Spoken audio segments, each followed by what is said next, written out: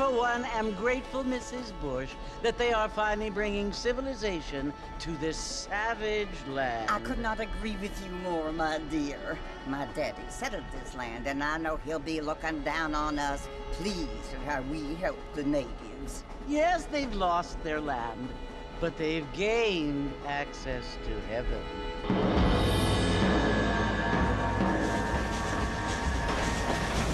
But Father, do you mean unless an innocent receives communion, they're destined to go to hell? That hardly seems fair. What I mean to say, Jenny, is that there is a great deal of difference between an innocent and a savage. I never thought of it that way. Yes, they lived like animals, but they're happier now.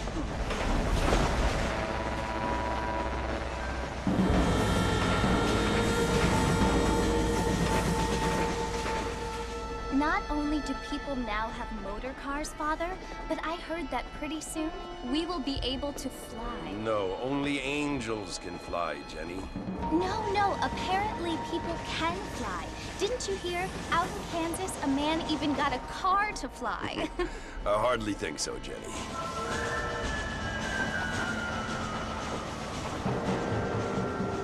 Apparently, Mr. Johns wants to run for governor, which is why he's so concerned with cleaning up the state. Nate Johns. Yes. His family is nothing but hillbilly trash that came here after the war. I don't want to be judgmental, but this state should not be ruled by such a disgusting family. A family without class. Apparently. The Johns family have made a lot of money, and he has a lot of friends in politics.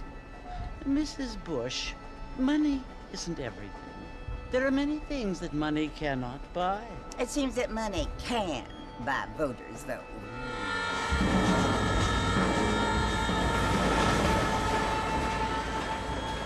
What you must remember, my dear, is that we have been brought here to spread the word.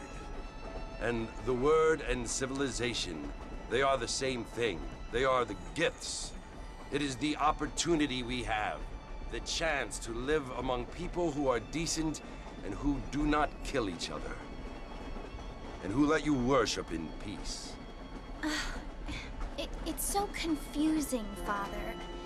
Sometimes I find it impossible to make the distinction between a loving act and a hateful one.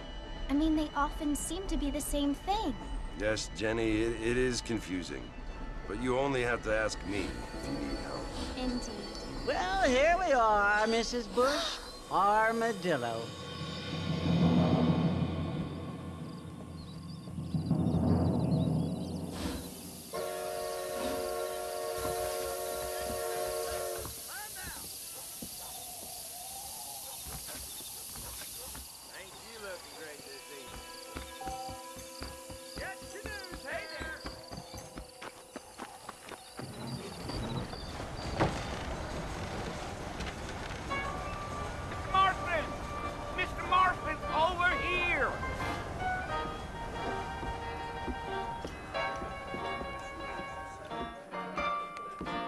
Must be John Marston.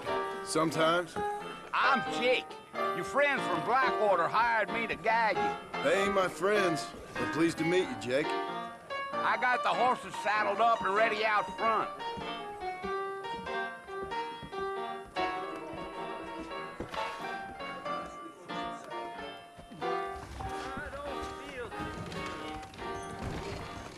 I'm sorry, mister.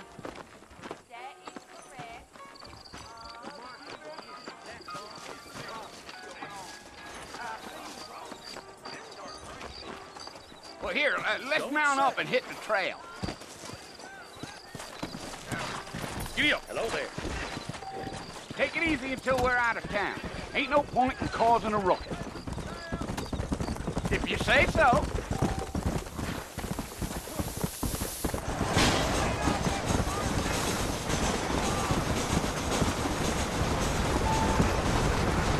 Yeah! Stay with me, Mr. Marston. Fort Mercer ain't easy to find.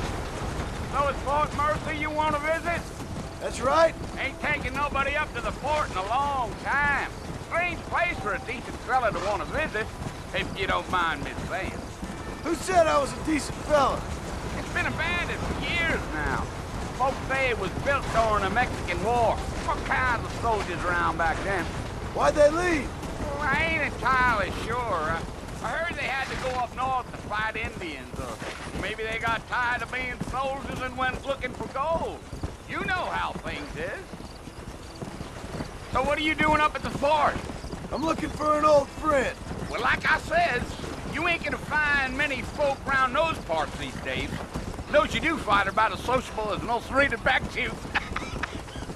I mean, I ain't one to judge a man by the company he keeps, but... Well, he ain't been friends for a long time. Are you planning on spending any time in Armadillo, Mr. Marston? I doubt it. I ain't planning on staying very long. Well, if you're fixing for some female company, you can do a lot worse than Armadillo. Fine as cream gravy they are. Not like Thieves' Landing. Dang, those girls ain't even fit for a drinking man to hole up with. I'm a married man, I'm afraid. Ain't we all?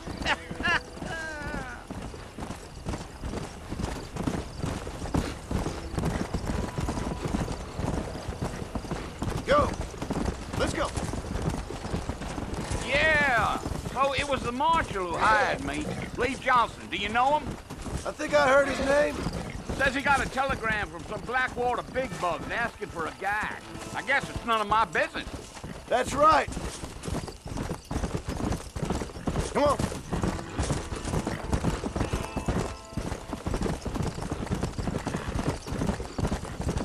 You ain't very talkative, are you? Nope. I'm just chewing the dog, mister. It's how I am. I don't mean nothing by it. Trust me. There's things you're better off not knowing.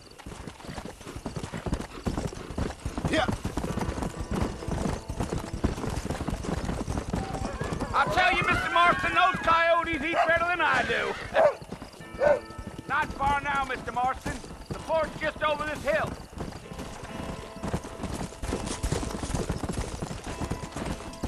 Let's go. Slow up. Listen, mister. This here's what's left of Fort Mercer. Some gang rode in and took the place over. So I understand. This is where we part ways, friend. You have yourself a good time.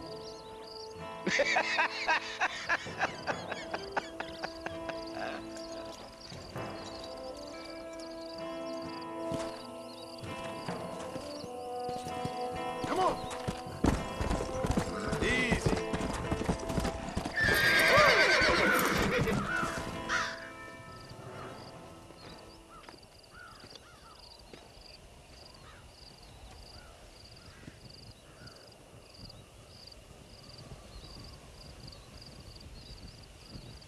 Bill!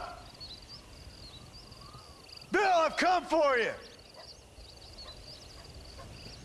Bill Williamson! Come out here right now! Go away now, John. Don't make me kill you. Nobody needs to kill anyone, Bill. You must think I was born yesterday. You always did think I was an idiot. That ain't fair, Bill. You were as my brother. I've come to try to save you. Oh. Do I look like I need saving? Bill, please. They want to kill us all. I can help you. Well, you never tried to save me before. You only seemed to save yourself. Bill, I implore you think about this. You implore me? You implore me. You always were one for fancy words. Oh. Well, things are different now, John. Now I'm in charge! No more Dutch! And no more you. Implores. I implores you to go back and tell them to send someone just a little bit more impressive next time. Well? Oh. Poor John.